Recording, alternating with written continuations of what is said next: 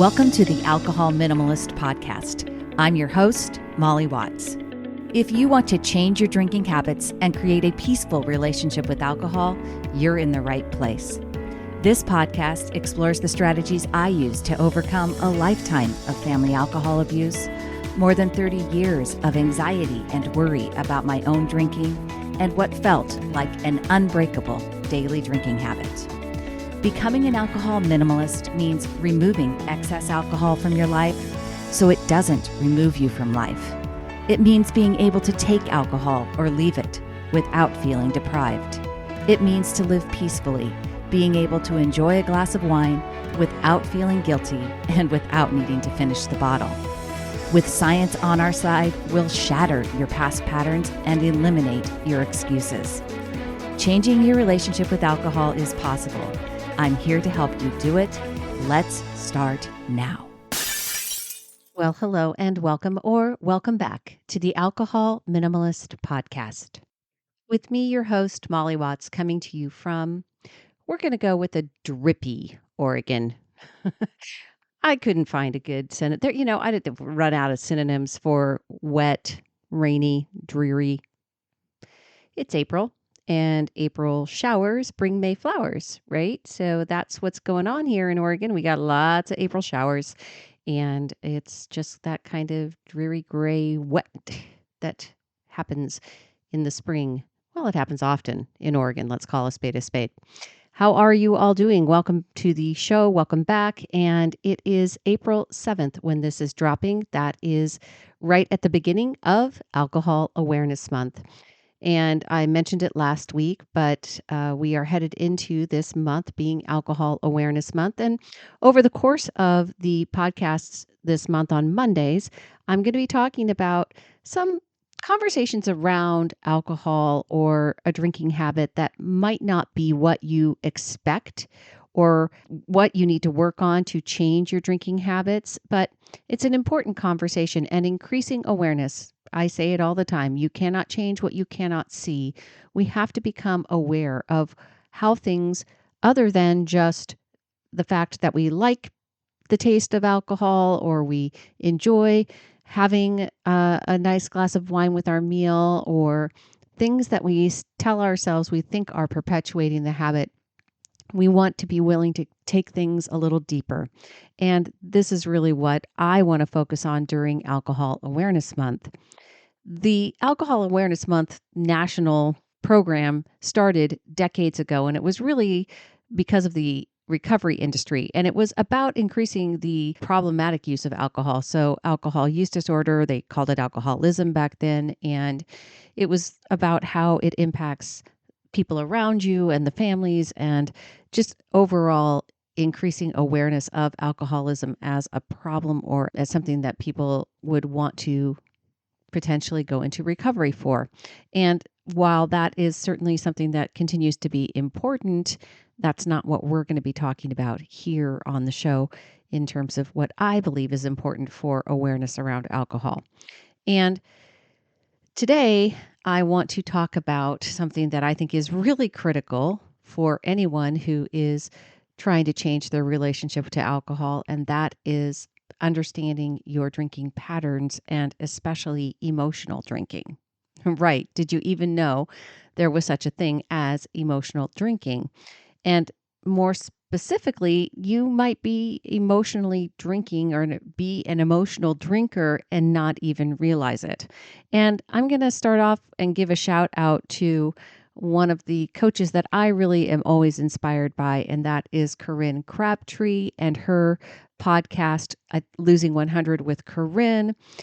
Really, this episode was inspired by an episode she did on emotional eating. And I think we've probably heard of emotional eating and people say I'm an emotional eater, but we don't necessarily draw parallels to alcohol. But while I was listening to this episode, I couldn't help but make connections with how I used to use alcohol. And I think it's an important conversation to have.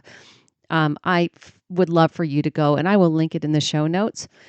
Corinne talks about food and talks about creating a relationship with food and losing weight in a way that is not like the rest of the diet industry.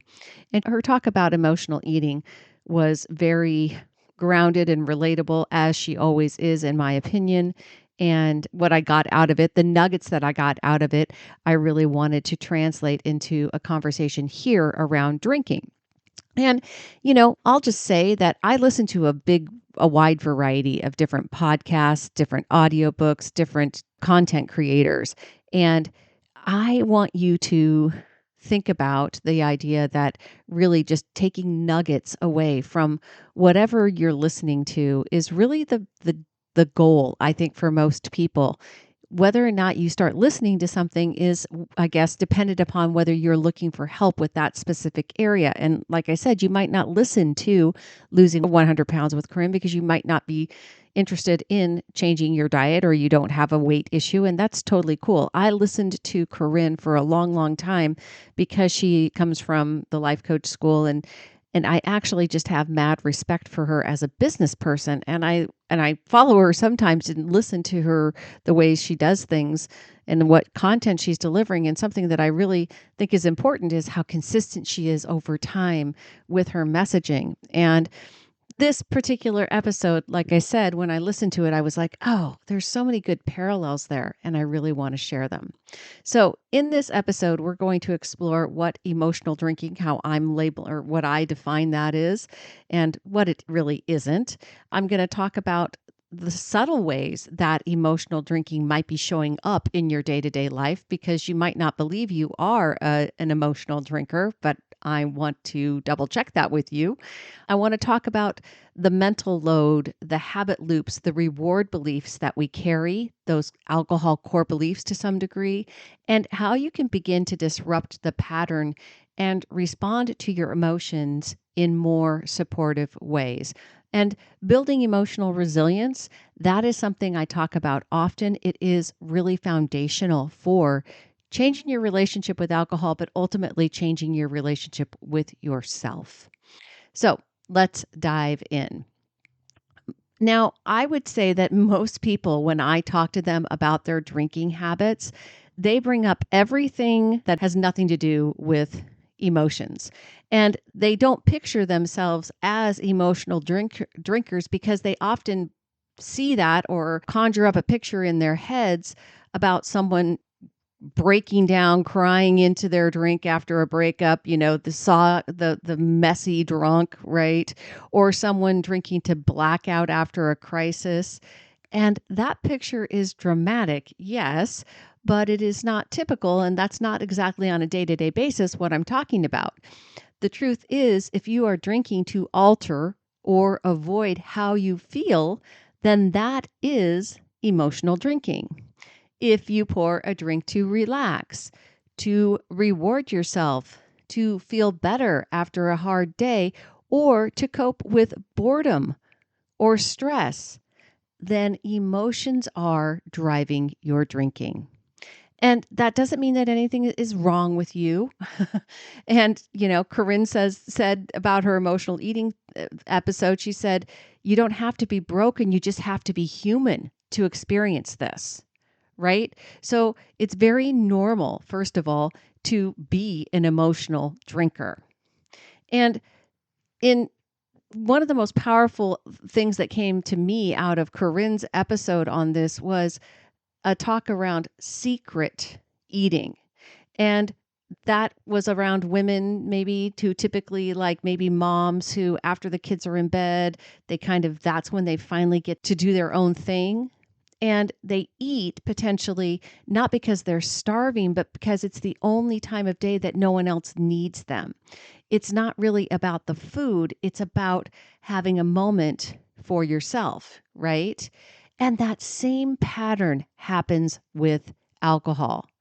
The glass of wine at 9 p.m., it might be the only time all day that you're signaling to your brain now that you matter, that now you get to have a break. So alcohol becomes a tool for you to shift emotional gears. And because we've been taught to think of drinking in very moral terms, right? You're either good or you're bad. you're successful or you're failing, we tie it to shame. We make rules, we break them, we then promise to be better tomorrow. And that's not a drinking problem, that's a thinking pattern, and it is fueled by emotion. And I want you to see how that shame, that 9 p.m. drink that you're doing in secret that you don't want to tell your partner about is fueled by the emotion. Not the emotion of shame is not what I'm talking about. It's that I get to do something that is just for me.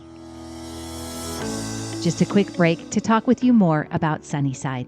Did you know that Sunnyside uses science to help you reach your goals by focusing on 3 scientifically proven superpowers that you have? Number 1, the power of pre-commitment. Each week, you set an intention for the week ahead that includes a tracking goal, a drink goal, and possibly a dry day goal. Number 2, the power of conscious interference. You'll learn the habit of tracking each day as soon as you finish it, which creates a mindful pause before you start the next day. And number 3, positivity. We know that this is a big step that can be tough at times, right? And that's why Sunnyside offers coaching through SMS and email to give you support, advice, and motivation. You can check out a free 15-day trial at www.sunnyside.co/Molly. That's www.sunnyside.co/Molly. Corinne also talked about in that episode how food can often become the only highlight of the day when life feels dull and repetitive. And I wonder how many of you feel the same way about alcohol. When every day feels like Groundhog Day, like you're doing the same thing over and over again, that glass of wine becomes the moment of pleasure. And it's the only exciting thing that you feel like you are looking forward to on your schedule. And when we remove it, right, when we try to cut it out or we're trying to lessen our use of alcohol, the result is that if we don't replace it with something else, if we don't try to work on our thoughts around it, we will end up feeling deprived. And then, of course, we will want to go back to it. And we do need pleasure in our lives, to be sure. We need joy. We need moments of connection and meaning. Unfortunately, alcohol gives us a cheap, easy version of those things, but it is a short-term solution, and of course, it has long-term consequences. The answer is that we have to start recognizing earlier and more often in the day to take care of ourselves and to start finding moments of joy and connection. So, what can you do instead? All right. First, like I've talked about, we want to start by building awareness. Don't judge your patterns, just observe them. When you want a drink, ask yourself, what am I feeling? What do I think this drink will do for me? Then challenge your belief. Is alcohol the only way to relax? Is it the only way to reward myself? What else could I do to feel like I am off the clock? You also need to start building some new highlights into your life. If alcohol has been your only reward or break, you got to start small. Create 5-minute rituals, just 5 minutes, that begin to signal peace and rest or pleasure without the side effects. For one, I got to tell you, I don't know if anybody's had a massage lately. I've gotten to have one twice in the last 2 months. And in both scenarios, they had music on in the background, and it was perfect because it happened to be the kind of music that I just love in a massage setting. And it's kind of I guess I don't know how to even describe it. It's like, I feel like it's like ancient kind of tribal drum sounds or music. And I got to tell you, I found that on my sleep app, and it's that kind of sound with a flute kind of in the background. And when I put that in my ears and I just calm down and lay down or sit down, recline in a chair for a minute, it is so soothing to me. And it's something that I literally honestly look forward to if I think about it and I can create pleasure in my mind around it. And that's a really good example of just a 5-minute ritual that can help signal peace or pleasure.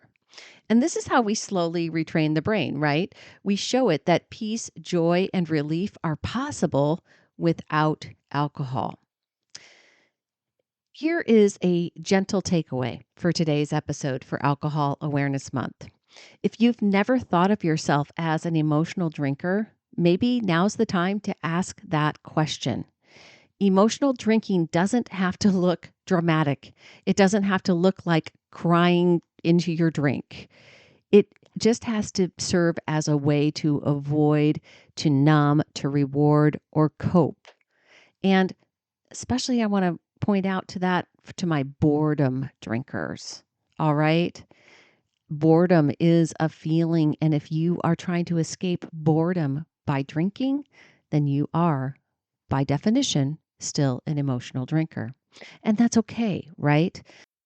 As we work to get honest with ourselves, I want you to do this not from a place of judgment, but from a place of possibility. If you've never considered yourself an emotional drinker, then I hope that this episode helps you look a little deeper. Because remember, emotional drinking doesn't mean you're broken. It just means you're human. It means you're coping. It means your brain is doing its job. But if you want to change the way you drink, you've got to start changing what you believe about alcohol and what you believe alcohol is doing for you with regards to your emotions. And that, my friend, is entirely within your control. I hope you enjoyed this episode. I hope that you will check out whether or not you need to lose 100 pounds or lose weight at all. I believe that Corinne speaks the same way that I do, talks about things in a similar way. And as I always say about what I talk about, it's a meta skill, and it's a meta skill that you can apply to your life. Fair warning. She would say the same thing. She has a mouth like a sailor. So if you don't like swearing, don't listen. If you found this episode helpful, please share it, leave a review. Better yet, head on over to www.mollywatts.com and check out the resources there to take you a little bit deeper with this work. You will find science-backed tools and conversations just like this one. You can also send me an email, molly@mollywatts.com, and I would be happy to have a conversation. Until next time, my friends, choose peace. Thanks for listening to the Alcohol Minimalist Podcast. Take something you learned from this week's episode and put it into action. Changing your drinking habits and creating a peaceful relationship with alcohol is 100% possible. You can stop worrying, stop feeling guilty about overdrinking, and become someone who desires alcohol less. I work with people in 2 different ways, and you can learn about them over at my website. Go to www.mollywatts.com/workwithme or reach out to me directly. Shoot me an email, molly@mollywatts.com. We'll jump on a call and decide what might work best for you. This podcast is really just the beginning of our conversation. Let's keep it going. If there's one thing I know, it's that change is way easier when you stop trying to do it alone.